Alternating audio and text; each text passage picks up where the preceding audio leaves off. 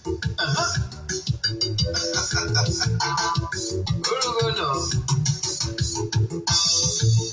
na-ebulukwa mmadụ elu ọbụma onye mee nke ọma ebulie ya elu si ya jide ka o ji na-aga n'ihu. Biko ka anyị gbakọ kịta wee kelee Eze-Ana.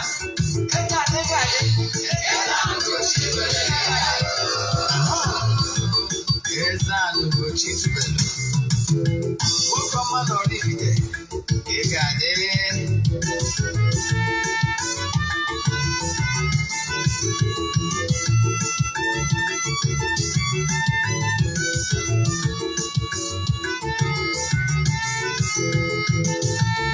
Ọdịnala bụ eziokwu, ọdịnala bụ ụzọ ndụ. Ị ma na o nwere olu na-eti mkpu na-asị ụmụ Igbo chigharịa, ụmụ Igbo chigharịa. Kwa mbọsị ọ na-eti, n'ụtụtụ na abalị ọ nọ na nkụzi. Eze-Ana Ugochitubelu onye ọma na Oraifite, onye mgbasa ozi ọma ọdịnala gaba n'ihu. Eze-Ana Ugochitubelu onye ọma na-ejere m ọnụ, ọdịnala bụ ụzọ ndụ gaba n'ihu.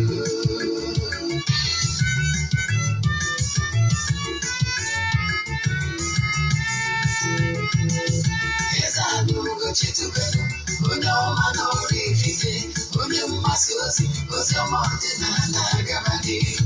Eze-Ana Ugochitubelu onye ọma na-ejere m ọnụ, ọdịnala bụ ụzọ ndụ gaba n'ihu. Eze-Ana ga-adị,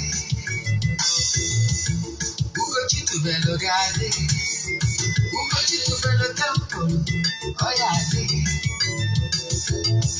maka na eziokwu anwa chacha. Ndị okenye dịka anyị from the back, ndị ochie anyị from the back, fọdasi kara aka ụgọrị ụmụ Igbo si anyị rapụ nke anyị na nke faka mma. Buru Baịbụl bịa, akwụkwọ akụkọ mepekwa chọọchị fa, obodo ụka adịkwa.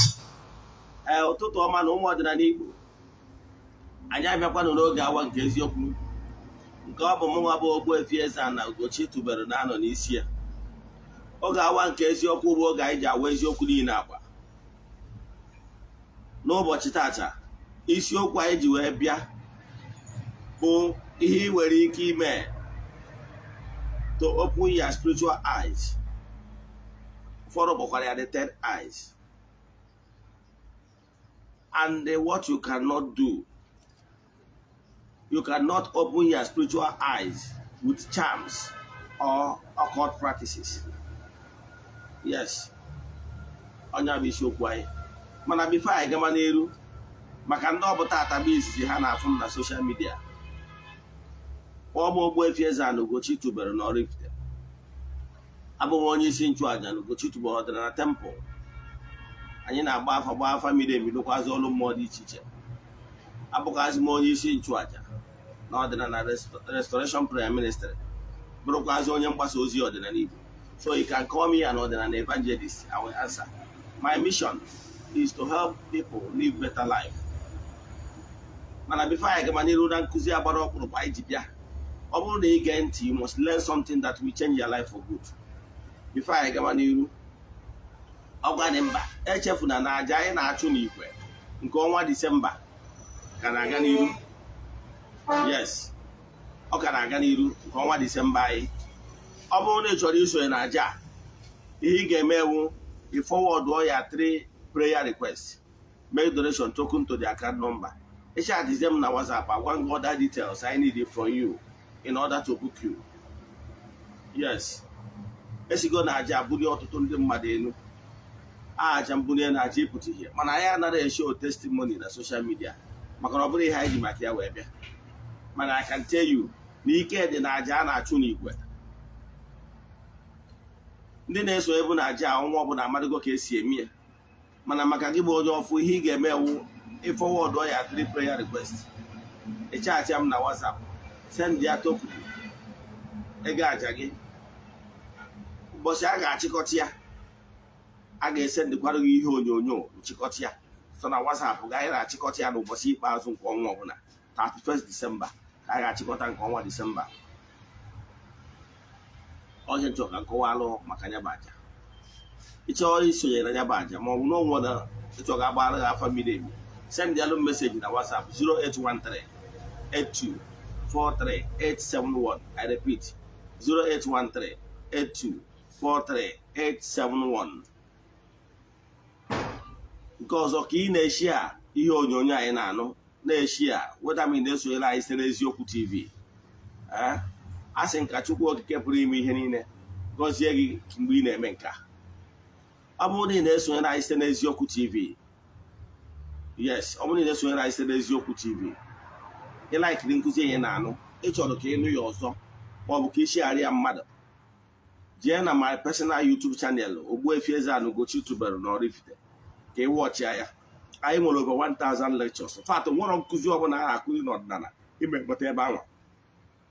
Ọ bụkwa ndị na-esonyere anyị n'Eziokwu TV, onwe Nollywood movie ọhụrụ ịwọchị na chanel ị chọrọ ịwọchị ọzọ, jee na our YouTube channel. Yes, our YouTube channel Ugochitubelu Movie Productions, ma ọ bụ ijee na our YouTube channel Eziokwu Great Movies. Ije ebe a ihe enweta English movies ọbụla. Ọ bụrụ na Igbo movie, jee na Nollywood Eziokwu TV Nollywood movies, ị ga-awọchịkwazị ya. Ị na-awọchị ya na-eshigharịa ndị mmadụ site n'ụzọ dị etu a wee zọpụta ọtụtụ ndị mmadụ. A bịa n'ụbọchị taa dịka onye mgbasa ozi ọdịnala Igbo, maka na ụfọdụ na-agọ na-ajọ na aja na-achọ ụbọchị ọbụla bụ ka ndị Igbo dị mma. Denụ mana ọ bụrụ na ige ntị, ị ga-amụta ihe ịmụtara ịmabụrụ. Dịka anyị si wee kwube, ọdịnala Igbo spirituality bụ dị ọkpụ tọrọ ọkpụ. Nkụzi a na-akụzi na tata dịka continuation of ihe anyị kụziri yesterday. Ọdịnala Igbo spirituality bụ ọkpụ tọrọ ọkpụ. Ekwukwara m si na Igbo spirituality enwero founder, enwere onye ị ga-asị na onye abụ general overseer GO of Igbo spirituality. Yes, maka na ọ dịbendị usoro eji ebi ndụ. Ọdịnala Igbo wu spirituality movement. Mana ihe anyị chọrọ ka anyị kọwara gị bụ na maka ihi na usoro eji agbasa ozi ọdịnala Igbo mgbe gboo dị iche n'ụwa anyị na-ebi now. Ndị Igbo gbasara ozi ọdịnala Igbo site na from mouth to mouth, mana emesịrị because na ada document so many things and then nwere lecture classes dịka etu ndị ụka ọbịa si wee nwee nke ha nwee block rosary a na-ekpe block after block. Ndị APA CMS nwee their own akpọrọ Anglican Prayer Association APA. Then ha na-esi na ụfọdụ ndị Pentikọst abụghị ihe akpọ Sunday School site n'ụzọ na-etu a wee na-eme ka ụmụazị na-etolite na-amata gbasalụ ife ha kwenyere na ya. Mana ọdịnala Igbo ọ dịbụrụ na etu ọnwa, maka na ọdịnala Igbo wu spirituality for matured minds. Ọnya bụ na ndị okenye na-eje na okwu mmụọ dị iche iche na-achụ àjà na-aga ọfọ, while ụmụazị na ụmụ nwaanyị nọ n'ụlọ. Mana anyị chọrọ ka anyị kọwazie maka na ọ bụ ya bụ lakuna enwelụ mere ọtụtụ ndị mmadụ ndị ụka ọbịa ji wee ghọrịa ụmụ nwaanyị ghọrịa ụmụaka, and ụmụaka aghọrịrị mgbe ahụ ọha abụzi nne na nna enwere kịta, so wee rie ha front and back. Ha mụrụ aka nri na aka ekpe ihe kpatara eji eme ọdịnala na nke eji eme nke anị na uru ọba. But thanks to social media ka anyị na-ewepụta ohere ịbịa na-akụwarụ ndị mmadụ ka ha mara aka nri na aka ekpe ha, mara ihe bụ ọdịnala Igbo, mara ihe bụ ajọ ihe. Dịka nkụzi njibịa taa, achọrọ m ka nkọwara gị ọtụtụ ndị mmadụ na-achọ ka ha gbagota spiritual, ka ha nwee ike ka ha bụrụ karịsịa. Ụfọdụ wee nye na-etinye aka n'ihe abụrụ Igbo spirituality. Akụwakwa m ọzọ na ọdịnala Igbo was never built on ịgwọ ajọ ọgwụ. Ịgwọ ajọ ọgwụ abụrụ Igbo spirituality.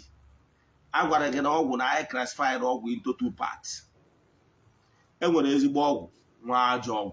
Etu o si abụ na ịbịa na chemist na pharmacy, enwere ezigbo ọgwụ dị prescribe na ị nwere ike ịbịa gorie but nwa ọgwụ ya bụ ọgwụ na echi ego na chemist ọgwụ na ị wetara doctor's prescription agba elesighị ya. Yes, ụdị ọgwụ a ọgwụ siri ezigbo ike. Now mana etu akwa dị n'ọdịnala Igbo, mana ihe na-achịkọwala gị bụ na ihe bụ ọdịnala Igbo is build na good principle of onye megidere nwanne ya. Ọdịnala Igbo dị nsọ maka na ebiudoro Igbo spirituality on nsọ, maka na nsọ bụ ndụ and Igbo spirituality. Wee kwuo na onye ọbụla sị na ya na-agba onye ọdịnala mana ọ nara asọ nsọ ana, ọ na-eme ihe ana na-asọ nsọ, forget it, bụrụ onye ọdịnala. Ịghọtara ya? Nkwuo na ọ bụrụ mmadụ ọbụla na-eyuzu sacramental ọdịnala bụ onye ọdịnala, n'ihi na ibu ọfọ n'aka, maka na asị na nwoke si na-eji ọfọ, nwaanyị si na-eji ọfọ, na ọfọ ma onye jien. Wee kwuo niile na-eyuzu nzu, na-eyuzu edo, na-eyuzu nkwụ ọkụ does not automatically make you an ọdịnala person. Yes. So mana ihe jọga nkọwalụ gị ihe bụ ọdịnala. Nke bụ ọdịnala bụgolo believe na nsọ na ọnya bụ ndụ. Ị ghara anụ ndị na-azọ nsọ bụ ndụ.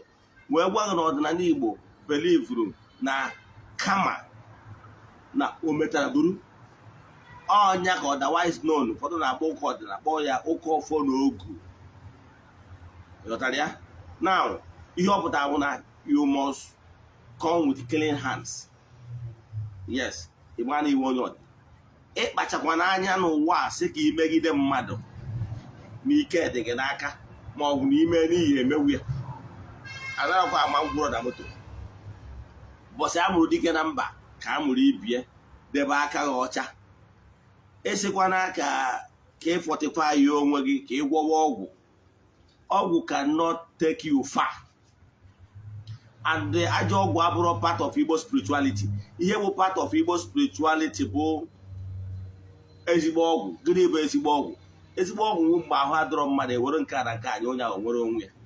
Ezigbo ọgwụ mgbe ịgbapụrụ anya ndị ilo n'ebe ị nọ. Ezigbo ọgwụ mgbe ị protect onwe gị, onye bịa zụrụ ihe gị ohibu ifuru. Ndị a bụ ezigbo ọgwụ maka na imere ka imegide mmadụ is born out of the new love to protect what is yours. Mana ajọ ọgwụ bụ gaa anyị na-agwọ ka i wee hypnotize ya mmadụ, ka i wee nara mmadụ okie, ka i wee megide mmadụ, ka abụ ajọ ọgwụ. Amara eji m n'aka na m akụwa gị into two parts. Now, ihe enyi na-achọzi ịkọwara gị bụ na you cannot achieve great things with making charms. Ma ọ bụrụ na ndị mmadụ na-aghọrị gị na-agwa gị na site ọgwụ na ị ga-eji ewe bụrụ odogwu ma ọma ọkaka, ọ bụrụ eziokwu. Ka nkọwara gị, in spirituality enwere layer by layer. Enwere ihe a na-akpọ gross material. Gross material bụ ihe anya na-afụ, ihe nọ n'elu ụwa anyị na-afụ anya.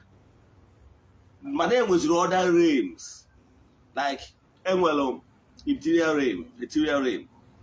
Enwere principalities and powers. Then enwere animistic realm. Enwere realm of spirituality. Then enwere higher realms of primordial beings. Ịghọtara ya? So all ụmụ realms a ụfọdụ ndị ụka gara asị na a na-akpọ Chineke nke eluigwe nke ịtọ. So otherwise they were heavens. Ọ na mgbe use that language ka i wee ghọta ya. Mana ihe na-achọ ịkọwara na ike dị na-awaja na-awaja. Etu esi wee ke the entities of powers ka esi ike si wee dị. Echefuna akọwakwara mgbe ị na-eje ụka. Yes, ka m nwere ihe ịma. Ihe kpatara ụfọdụ ji asị kedu kpatara m ji ekwu otu akwụkwọ ndị ụka ma ọ na-ekwu otu ndị ụka. Ihe kpatara ya bụ na 80% of my audience ndị Igbo abịago across Bible in one way or the other, direct or indirect. Therefore, ọ bara uru na nna ekwoturu akwụkwọ ekwubara. I can quote Buddha, I can quote Voman, Heaven Opens, I can quote other books in Google, because they nwere ike ịgụrụ ya. So ka sịrị ihe ma wee maatụ. Mgbe anyị na-eje ụka ọbịa, akọwala anyị na-enwere 9 choirs of angels, ọkwa eziokwu inugo ya. Inugo maka cherubim, seraphim, the thrones, the angel, the archangel, inugo ha ncha. Yes, ike dị na-awaja na-awaja. Agwazie gị na-enwere nke ndị na-alụ. Na-enwe archangel ndị na-eje ọgụ, na-enwere the angels ndị na-eje ezi ozi, ọkwa eziokwu, the Uriah and the rest of them, na Raphael. Now, etu a ka prosperity si dị. Now agwakwa gị na Bible ka njekwa na Revelation ọ sị gị na enwere ihe anọ dị ndụ, agwa gị na enwere the throne of the elders, agwa gị na enwere prosperities and powers, ihe niile abụ departments. ịghọtara ya? Now ihe na-achọ ịkọwara gị na the primordial queen bụ ọ bụrụ tata ka mgbe ndị Katọlik ji wee zọwa na Virgin Maria bụ eze nwaanyị nke eluigwe, enwebuo na jee na ancient book na Old Testament ya agụta ya maka Queen of Heaven. ịghọtara ya? So ike dịbụre, mana ihe nchọrọ ka m nweta tata bụ ka m kọwara gị na enwere ike dị iche, enwere prosperities and powers. Ọ bụrụ na ọdịnala Igbo asị gị na enwere ndị egere, na enwere ndị mbụ, na enwere ndị anịkatana, na enwere ndị ichie. ịghọtara ya? wee dị gabazie enwezi entities powers, okwu mmụọ dị iche iche, ihe niile abụ entities. So if that case where the hierarchy, and once you are here on earth, but you go to Genesis 2. Okay, Jalo was saying you know can care the animastics, because of what the Bible they go agwagana where Kachalo one animals that are here before us. And the animastics are lower because how they more closer to the gross matter before the spirituality. Spirituality is higher. Now, when the spiritual germs about to enter the earth, now God Almighty make the spiritual germs the head of the gross material. Makana spiritual, they higher than other high ranks. Now, those elemental beings are noble on earth. Then I know now for that creation. I want to get in with the elemental beings. Then I run on then I run, then I run a minute, then I run. On the Mountain Everest, science ya gwakwa ụlọ na-ekuru ekuru. Ịmụrụ na onwere ndị aka ụmụ mmụọ behind kpata that rock ji ekuru. Ịmụrụ esogo mbịa Abuja iji Aso Rock ma ọ na iji Ezuma Rock, ị ga-afụ ya, ị nwere ike ịfụ some stone, carved stone, ịfụ artistic work dị na ya, o nwere nke ya apụta ọ dịka ihu mmadụ. Ị na-ajụzi who did this artwork? Okay, have you visited the cave Oba? Yes, I went to a cave, cave. Have you visited any cave at all? You take any make if I go to make cave for the wonders of nature. On the beings in the mere. I don't come back over our Basaro pre my man. Yes, Madam Bucci. Yes, I don't can call them down, name with those errors and everything. But I don't can call Basaro human evolution and the rest of them. Man, he had not checked all again. All those elemental beings, no, all have it for that creation. Operate to Wadekita. Yes, go Wadi in 1900, operate to 17th, 14th centuries during the time of Henry of France. Operate to Tuaka, was he revolve? All of the elemental beings and they charge, they are the conductors. You got that? So yet now check what name with those entities of powers and now he cared in our 1 hour they can see quality. Now, man or them or told them mother, yeah, what's your of ma? Name will elemental beings don't have then I guarded them and manufacture. And when all have it, I guarded them and mana goes in the mother. Quality. Now my previous lectures were working. Now earthly governance, who prototype of what is happening in the spiritual realm. It was Mr. President on Aso Rock. My name were agents of government. No all have either for the hearing and Agarania. Example, little safety, all have for them they use road users, they use it according to law. We can wear harmony among the road users, Makudobi, to avoid accidents or Kwezioku. It was a case of man saw all the parastatal of government. We don't want to roll care when we harmony, when we save society of Kwezioku. To a Kachuko case we're on a throne here. Work is in danger, and no, then I got it, mamma. No, all have a discipline matter whenever you go wrong. No, all have a gossip matter. No all head out for that creation, they can reach here. About this, look about her sense. So, what a big piano, what, piano, what, mature of ma, isozie n'otu ndị ichie decision makers, isozie na ndị na-afụ na ụwa na-aga ọfụma, na-enwere harmony, na the world na-create na-aga n'iru. Ịghọtara ya? Ọhịa Chukwu ji wee kee mmadụ. So enwere entities of powers. So mana gị nwa na onwe gị bụgoro mmadụ na earth. For you to be successful here on earth, you cannot mature by force. You can't mature by force. There will processes. If you are following staircase in your house, yes, and you decide to jump steps, you can be injured. Yes, for not following step by step. But following step by step, believe in me, you can climb 5 stories, 5-story building. By following that simple rule of step by step, you will be climbing. But I'm born in a climb, they decided to jump on step or got in with my fault. You know that? So you're not checking what you need to a connection with me. What I can almost decide ya ka okuru otota guide ta my first disaster.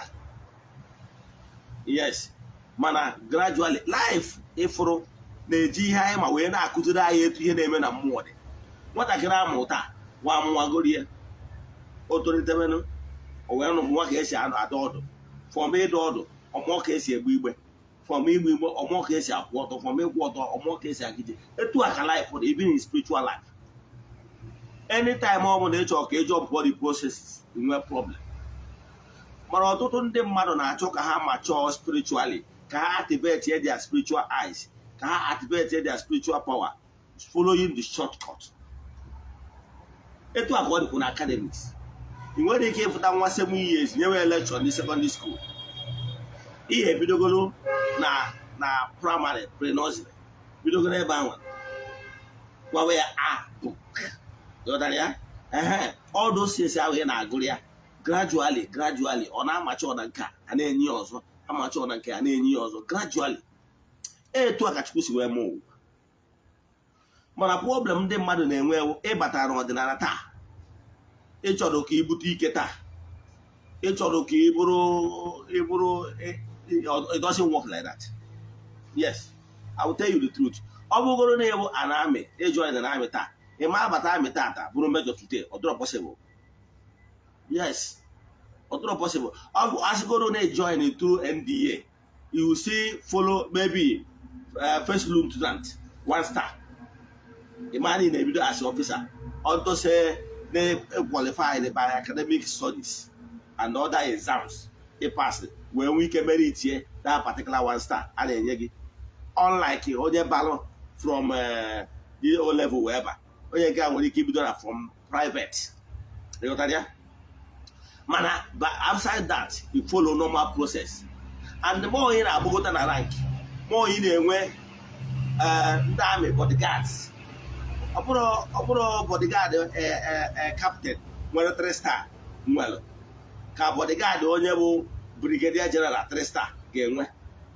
The more in Abogo, the more ndị na-eso gị na Abogota. Miro star general, if you say na entourage gị, don't want mgbe ị ga na-apụ, moto ga na-apụ without enweghị another backup car. You got that? Itu aka ọ dị. Ị na-abata Christmas, ebu ụzọ na battalion ya anọgoro na be gị. Itu aka ọ dị. Nke na ga-eprotect ọga. So mana ị na-achị ka etu aka ọ dị na mmụọ. Ime ebido ọdịnala taa, bido spirituality today, ị nọrọ n'elu ọjị, ọ dịrọ possible. So onye ọbụla na-akụziri gị shortcut na-achị destroy again because you will meet danger on your way. So normal thing you kwesịrị ime bụ you develop, and that gwara gị na nkụzi yesterday, one gị don't follow shortcut. There were many dangers there. And don't try to develop your spiritual powers by using artificial means. For the man they use shortcut but artificial means by ịbara ọgwụ ka ọgwụwa ọgwụ ka o wee nwee commanding powers. Ụfọdụ asị ga-practice with occultism. Those occult trainings ị na-enye onwe gị, ị ghọtara ya? Ị na-practice here by disciplining your body. Yes, in a practice hereby being in some certain position, make some certain incantations. Yes, thinking that the AJ will bagota, oga, bagota ye bagota draw complete. Obo de cholo, e bagota of ma, e panana, pan of. Mgbe kwuo na nkụzi yesterday wee sị gị na ụfọdụ nwere ike isi na gwa gị na mmadụ na-abụ nwere ike igwufe Naija na onye a na-ejo child ma ọ bụ onye maka esi swim mmiri ọfụma nwere ike iji aka nkịtị skills o developụrụ onwe wee gbachie to that level. Ọ ga-eji aka nkịtị gwufee Naija from Onitsha side to Delta State side. Yes, mana mmadụ nwere ike use swimming gadgets ka artificial wee gwufekwazi ya. Mana na ihe dị iche mụ na onye na-eyuzu artificial swimming gadgets can be hurt because na onye ọbụla wee master n'ihe gbasara swimming mana you know at the mercy of those apes they are using. So the person knows how to turn those things off or punch them on this tube and the life jacket will be drawn. Mana onye maara ka esi egwu mmiri agbagotogo to some level, destiny ya dị n'aka ya. It can never be drawn as long as he keeps doing what is needful. You got that? Now, Ogbu, Ogbu, these dangerous charms are a combination of athletics, a combination of leaves, combination of herbs, combination of animal, combination of Eze-Ana, the best of the air, and the combination of anu na agana. Ọ ga-abụrịrị ihe anya na-afụ. Ihe dị n'ụwa, this gross material na-afụ. Ka eji wee formulate that na-akpọ charm. Despite how powerful that charm dị, ọ ga-abụrịrị ihe a na-afụ anya. So, ihe ọ pụtara na the power of charm dị limited to ihe a na-afụ anya. Power of charm the limited n'ihe a na-afụ anya because ihe ji wee formulate ya bụ ihe a na-afụ anya, so it cannot exceed ebe ike ekwudobidoro. Onye agbata na mba onye ọdịnala mana mma akọwala gị ihe gbasara spirituality because I have been there. So mma akọwala gị ihe ụfọdụ ndị mmadụ akọwala ọrụ gị because na ịbụrụ na ịbatara ọfụ n'ọdịnala ị ka nọ ka onye na-ele foundation. Ọnya ka ọdịnala Igbo ji agwa gị gbasalụ akpa na ana akpa na ọfọ. Ọdịnala Igbo abụrụ a childish play. Ọdịnala Igbo does not end n'iwere ego nye dibịa ya chụọrọ gị aja ya mere gị nke a mere saraka ị na-akpụrụbeghị. No, ị na-eme etu ahụ ime eto nata eto maka na ọ bụrụ na ị karịrị ekwu karịrị amoosu karịrị ndị ilo gị ị ka na-eme operate na the world of gross matter on earth aka na-afụ anya. Ị ka na-eme operate within the contents of gross material. Mana ka ị ga-esi karịa egwu bụ mgbe ibido mebe operate na higher rate ka mmadụ. Ịma na a na-eto unu redio nwere short wave nwee medium wave nwee FM ọkwa eziokwu. Mgbe ị ka na-eme operate na medium wave, let's say medium wave, ị na-eme operate na medium wave, your enemy is still operating within the context of that medium wave, within the earthly context. Onye anwa nwere ike o mee gị ihe otu unu oge otu unu tegi. Some can use language here got ya. Yes, I can use more technical words or spiritual words so that we got your man. Onye anwa tu unu oge otu unu tegi. Mana ọ bụrụgoro na ịgbagogo to higher frequency FM. Ifu na onye anwa na-etu unu gị na level ahụ ọ nọ medium wave ọ ma etu unu tegi. Maka na ịgbagogo to the higher level. Yes. So that is the only way you get carry egwu. That is the only way you get carry ndị ilo. That is the only way you get carry human manipulations. When you begin to operate in a higher rate. Kedu ka ị ga-esi ma achieve nke ọ bụrụ ọgwụ. You know why? That's why ọgwụ fail. Maka na ụbọchị a mụrụ dike na mba ka a mụrụ ibi ya. Ihe ahụ mgbe ebe ike kwụsịrị ka ike onye ọzọ bidoro. Onye agbata na ekwuru kere great people ị ga-asị na ha kere ike gwa ajọ ọgwụ. Ọ bụgoro na gboo mechakwara ọgwụ a maka na osi ọgwụ na-esi n'ọgwụ na ọgwụ ebere esi n'egbe ana. because nọ n'ihe anwa ebe ahụ level anyị nọ ka a ga-etinwe pin gị ịghọtara ya mana ọ bụrụ na ị karịgo level of egwu ọgwụ ị marụ na ibidogo ime operate na higher rate kedu ka ị ga-esi gbagote na higher rate one ị ga-abụ onye ị ga-ebidogoro tọọ nta ime pụtara eji ebe ụzọ bidogoro n'ịchụ aja bidogoro n'ịchịkwa chi gị elemental beings entities of powers ndị ichie ndị agwụ gị na ihe niile ndị ahụ fundamentals ihe abụ ile foundation of your spiritual growth maka na adị ahapụ isi aka wee na-agba ọrịọ ihe ebidogoro na chi gị ihe ebidogoro na ndị ichie ebidogoro ụmụ mmụọ gị na ha because na ọ dị ahụ foundational base nwere ebe Jizọs na-ekwu okwu n'akwụkwọ ndị ụka ọbịa ọ sị na ọ bụrụ na foundation ọ bụla emere ọfụma na ikuku kuo ana ọma ji gbakwa wee mee na ụlọ enwere foundation ga-ada and that is fact. So when your foundation is not solidly built from your root ndị Igbo sị na ọ na-akpa na ana wee kpa n'ọfọ you cannot develop spiritual strength, real spiritual strength ma ọ bụrụ na ị recognize chi gị maka na ihe esi na chi adị mma maka na ọ chi gị bụ ụzọ ọ bụrụ na ị recognize chi gị oga if you like practice the highest occultism if you like practice all highest charms one day as long as chi gị so one day all you collapse ị ga-adị disappointed. So ihe ị ga-emegoro obodo ị chọrọ ka ị dị well grounded ibidogoro kpagoro n'ala mee udo gị na chi gị adị na mma gị na ndị ichie adị na mma ogene ụmụ mmụọ etiti sọpọwasị gị na ha sobi ụwa adị na mma maka na oke nọ n'ụlọ gwara nke na ama na azụ dị na ngịga ọha nwa ya abapụo ọha ga-akwụdoro gị ọha ga-eme mgbe ọbụla ndị ilo kpara ajọ nkata imegide gị ha eburu ụzọ gbaa ama either direct to you or through mmadụ onye ma bụ ihe ụmụ mmụọ ga-eme. So foundational base ụmụ mmụọ dị be nna gị akpọnyekwa na mmụọ dị be nna gị agbagidokwa na mmụọ be nna gị azị maka na asị na ezi enyi na-enwere ezi enyi ka ajọ nwanne mana ana m agwa gị na ozu siri isi ezi enyi ana ajọ nwanne akwụrụ. Ihe nna-achọ ịkọwara gị bụ na onwere mgbe ihe na-esiriri na nke onye akarịa onwere ihe dị ka onye nke mmadụ no matter what. So your spiritual forces bụ ya backbone maka ihe o ji dị mma ka gị na ha dị na mma bụ na ọha ga-akwụdoro gị mgbe ọ ga-adị ka mgbe ọ ga-agbado dọrụ. So ihe ebidogoro na ha ọnya ka anyị sị gị batara ọdịnala ịkpagoro na anakpa na ọfọ bido chukwuba chi gị bido chukwuba ụmụ mmụọ gị na ha so chukwuba ndị otu gị ma ndị mmiri gị ma ndị akwụ gị chukwuba ncha niile gị na ha ga-adị na mma. Then ị nwezie altar that speaks for you.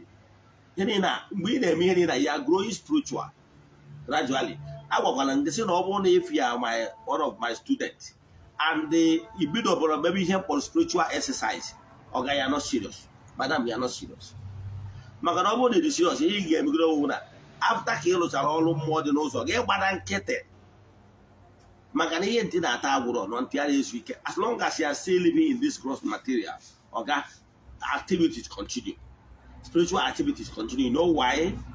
Whenever you decide not to keep working in creation, ihe ọpụta bụ na ị ga-remain stagnant and the creation rejects and hates stagnation.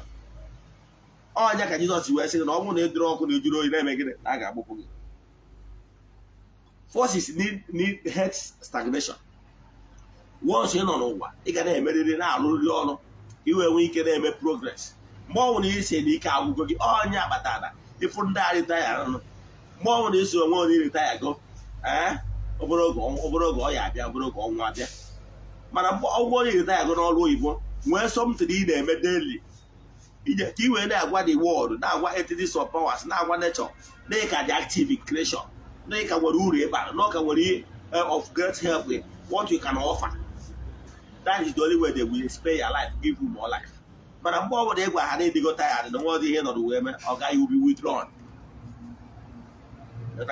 So gịnị ka m na-ekwu maka ihe m na-ekwu maka ya bụ na one na ị ga-epe attention bido develop we spiritual strength. Ọ ga-enwerịrị ihe build altar. Ọ bụrụ na ị nwere altar that is speaking for you, sorry.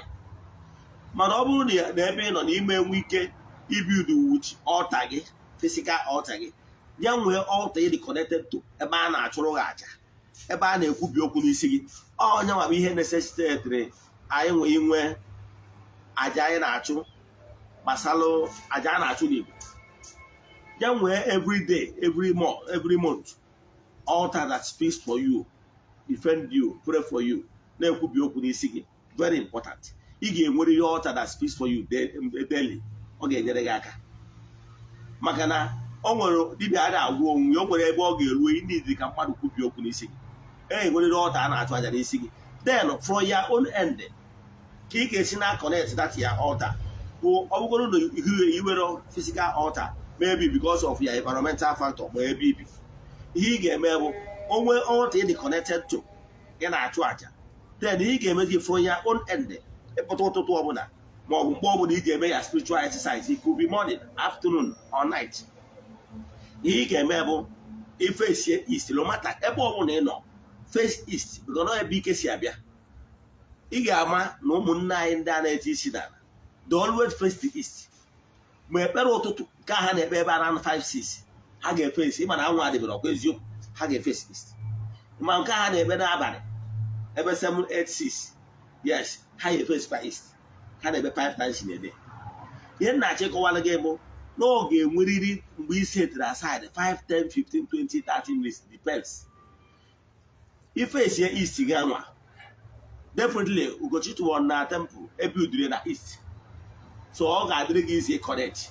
So ebe ọ bụla ị nọ east, ihe ị ga-eme kpọkụ ochi gị, kpọkụ mmụọ niile gị na-asụ, kpọkụ ihe na-emere gị ihe, kpọkụ ihe Igbo ji dị ebube, kpọkụ mmụọ ihe na-eri oke n'ụbọchị awa, taa ụbọchị nkwọ, kpọkụ mmụọ ihe na-eri oke n'ụbọchị nkwọ, kpọkụ mmụọ ihe nọ na temple. For example, they were child of the temple, but they were friends of the temple. Then kpọkụ mmụọ niile nọ n'Ugochitubelu na temple si ha na-ebịa ka gị na ha nọ ya. Ebe ọ bụla ị nọ, it can connect. This is thing of the mind. Don't forget, it's a thing of the mind. It can connect anywhere. Even ndị na-eme astral travel, all thing of the mind. So spirituality, you activate that your inner power. Ka mmụọ nọ n'ime gị na-alụ ọrụ nọrọ ọrụ. So ị ga-eme after ka ị kpọchara those entities of powers, tuo ofe afa, yọọ ha ebe isi mejọ, yọọ ha ihe dị mkpa, kwubikwazi okwu, ikwuchi okwu, isi ha kere ihe ị chọrọ ka mee. Pay attention.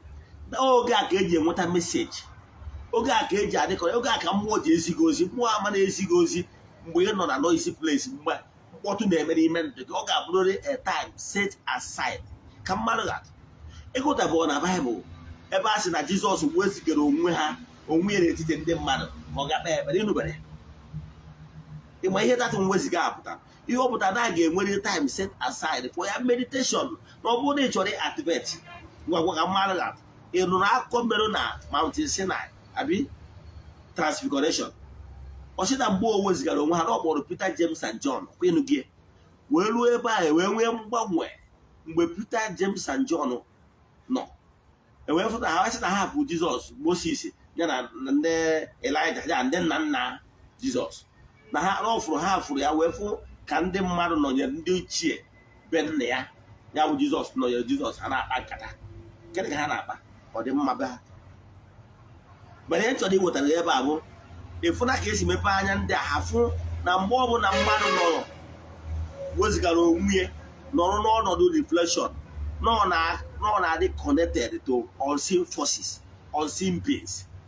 Ijugo onwe gị kedu ihe kpatara o ji wee kpọwa ije n'ọnọdụ dị etu a wee kpọrọ ụmụazị ya ọ fụrụ n'anya Peter, James and John. Ijugo onwe gị ihe ọ chọrọ ka ọ kọwara ha mgbe anwa bụ ka ha wee nwee ike wee fụ ihe na-eme na mmụọ, iji wee zụ ha, iji ka ha wee gbagota na mmụọ. Ihe a bụ is just mentoring them. Who is your mentor?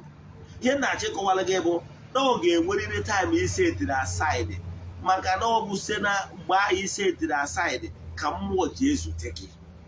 Ọ ga-enwerịrị kentị nwantịrị ịmara ọbụla.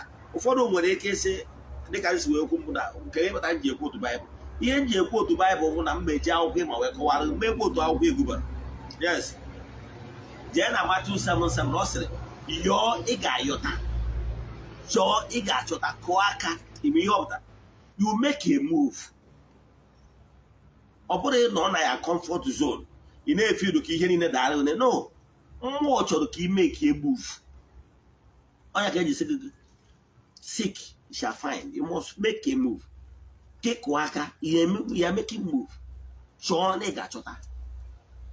You know, so then can you come here? Okay, where time go no more ano. All that bag and I jano the kage where review go here Susonina. I want to give you the name at temple, your name and I went to one on cable came and plan ahead. Yes, Madonna, I won't call them people. You can't go to look up on move. We put that on my table and Kawaso Kanya. Wasn't that I been them? Where's a man at go? He was on Juraham, but the best exercisable. Keri Hatchel come back. He had more than may have the first day spiritual exercise the bend now. I opened all the windows and door. That is, I think, midnight. The first day, Maria, a gentle breeze just entered my room. Here the capital you warm now, man, habia. But can be those you not have exercise very often. But those here, busy me, habia go a guamadism now. Bow my body, assimilate to go with the radiation hand about. If you do ania, igafu, who is in a video, you can feel man only here batan. We'll go a measure, get a who's your normal discussion because the radiation hand a jabia, I go familiar with you. Because got a power of consistency. Get a can name come up was in Ankete, it was spirituality, I brought us in your DBA on your balance, yoga. I wouldn't make mistake because only channel or than a walk. And now I am an email to a all the beyond ordinary, they are named a DBA. It's in his end, they're going to go to the kiss and area. A more than Diba to go out and I side in here, can I connect here from your own end? Emma, go well, wall. Oh, my God, I got a baby, I could all on each other than I will go. Oh, what did you want again? You say 100%. Now, I go approach you on your name. Ye me was on to a way to a moaja, to a carihag, massacre to aja. A chuaja, Mara, a confirm ya, or hag me. Beware your legal luminary, yes, your lawyer. In one case here with your lawyer. Also, you have got no case very often. Lawyer, Madugo. Based on that, it was Zazolia, need a win case here. Man, or many a time frame. On my saying, there popped an Indiana Tata die that 2 months in the because they will go judgment and then Chicago and again. Or possible. Because here in Adronakia, you gave an I can get away prepare good logic. Prepare the good summon. Mana, I want other forces get determined. The judge are there to determine, to look. Because a man of Korean court of Sipado, a man of the accuser Sipado, from the comfort zone of his own side. Mano one accused Yogi or Makashi Quado or my allegation Hajabia. And a bend again will come more the bend again Tito. A more no one die with allegations to the catamotion. Say, no, no magazine, they human. Monia when I look any came on a monsieur, guess who had the catamotion. Now magazine. Then came him up. Only comedian matter prolong one cause he attack him. So nobody will give you 100% because no brother. Hear them pavoning with a good lawyer. Hear them pavoning with a good dibia.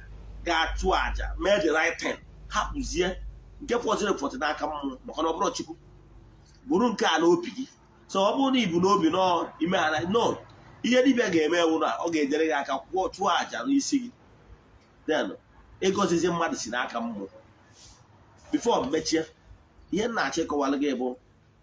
It's like the war, Macanogu ended all power ended in this gross material.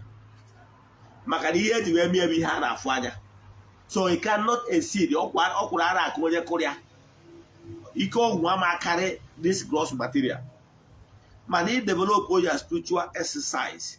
One, if you don't connect one with more, you can just say, what am I about the spiritual exercise? About their quiet time, about their meditation. He also get boy, Mano get no more Japankata. A Pachankata, a Joakiri Hacho Kibe, Oga Kid, what inspiration. You need a name in a temple. Gasim Bidonka, Bebenka, Makoton de Managua my middle 14 days ritual, or bro my wish. Yes, he able to know with a young man, a certain young man, I think 2022. No, to abi 2021 maka na 14 days ritual anyị mere exactly 2 years na November. Yes, yeah, you every day on that I think September, October. Now on October ending that year, ka one young man kpọrọ m ọnọbodo oyibo wee na-atụrụ m adị sị na ya ụkwara ofu nwa mana ọnọdụ ya n'obodo oyibo dị too bad na ya anọgo obodo oyibo 50 years moto na ya enwerọ ana ya enwerọ. The worst part bụ na a na-agwụ ya na mmụ ya na ahụ adịrọ mmụ ya na mmụ ya ya hapụ 50 years ago. Wee sị m na ọnọdụ ya dị too bad n'obodo oyibo ọnọdụ ya wee wute m so much. And the worst him no tiri tie tọtọ that is onwere ọkwụdo ego ọ ga-eji n'ọrụ mmụọ dị n'ụzọ ya ịghọtara ya. So ihe mere ọnọdụ ya wute m I shed tears because of ọnọdụ ya. Imagine the only son and they have grown up for 15 years onwere ọkụ mepụtara wee baa mgbe m jere ime midnight ihe na ọnọdụ abalị wee present ya kesi ya ụmụ mmụọ wee sị ha na o nwere ọnọdụ this particular guy. President adịghị anyị ozi m nwetara na ya bụ na enwere ọtụtụ ndị dị etu a ọ bụrụ sọta ga na enwe ọtụtụ ndị ọnọdụ ha dị etu a. Ihe m ga-eme mụ bido maka na before then nwere aja m na-achụburu onwe m mgbe anyị na-eme 14 days. Aja abụọ aja m na-eji aka personally every month were my prayer request dewe n'ọcha na-achụ aja dewe 3 prayer requests every month. Ụfọdụ na-ahụ my direct problem ụfọdụ na-ahụ problem ndị ọzọ achụwa m aja na-aga ọfọ n'isi ha. Month end achịkọta bịa chụọ aja mee saraka tụ aka nsi eme. So mmụọ wee gwa m sị m going forward mụ were afa that particular guy tinye na my prayer request mụ mekwazie ya open ka ndị mmadụ nwee ike join ya na ya bụ aja. Mụ na-eme ya na-aga esi na aja wee tụọ ọtụ ndị mmadụ na-agbụ na ife ha ga-eme ewu enwero desi ndị na ya nọ afọwọdụ their 3 prayer request ha mee donation token to their account number. Na ego ahụ ha na-etinye na ya bụ ego eji egote ihe eji achụ aja kwa ụbọchị ya na ego a ga-eji mesara aka at the end of the day at the end of the month. So ego a ka anyị si megide fọm imegide 14 days ya nwa ndị mmadụ na-abata ndị mmadụ na-ajoin ụfọdụ na-ajoin a day or 2 days to conclusion before ha na-asị oke si memesie complete 1 month ritual. I wee na-eme 1 month ritual. I can tell you I don't have a show testimony o nwere ihe nji eme because testimony na-abịa on daily basis mana ọ bụrụ maka ya ka nji bịa.